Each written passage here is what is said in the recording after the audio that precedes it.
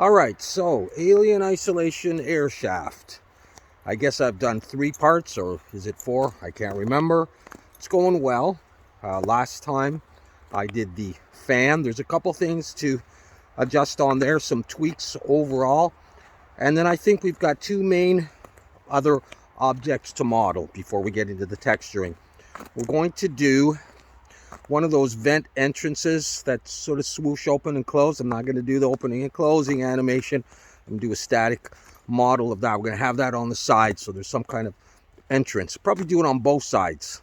Okay, so we're going to do that. The other thing we're going to do are those hanging light bulb things.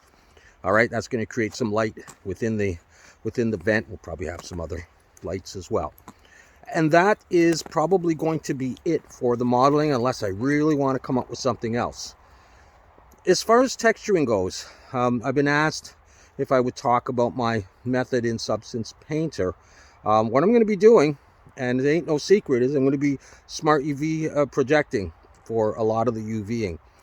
If it works, then I'm going to do that. If it doesn't, and I'll know that when I go into Substance Painter and I apply materials and when I do some alpha work, a little bit of that anyhow.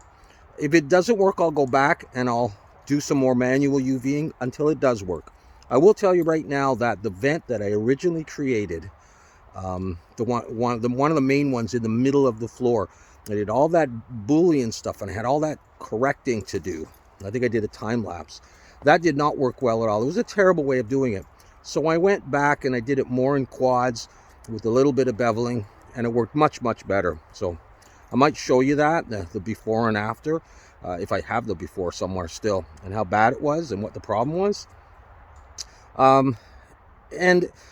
Furthermore, as far as texturing goes, there's no great secret to what I'm doing. I generally will either start from a base, just a typical material, and build up wood or metal or whatever, or I'll start with a smart material like a preset and I'll modify it where I need to. And if I don't need to, I won't do it. I'm not too terribly concerned if people are going to look and go, oh, that's the smart material number 3 that everybody uses. Well, if it looks good, it looks good. But generally what I do is I'll take a smart material, let's say, and I'll modify it, and I'll add maybe scratches if it didn't have it, or edge wear if it didn't have it, or adjust the scale or whatever I want, the amount of dirt, and then I'll save that as a smart material that I can reuse in another project, or just in the same project but just for different objects. So I will be doing that for you. Just don't expect incredible multi-layered stuff in Substance Painter. I just want to get the job done. And I have an idea for something that I want to do. The Xenomorph, I'm sorry, is not going to make an appearance.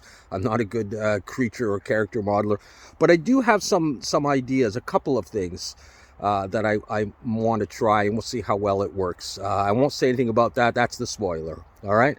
Okay, so hopefully you're going to tune in. Again, I'm going to try and do that tonight. It's about 10 o'clock in the morning here on a Sunday.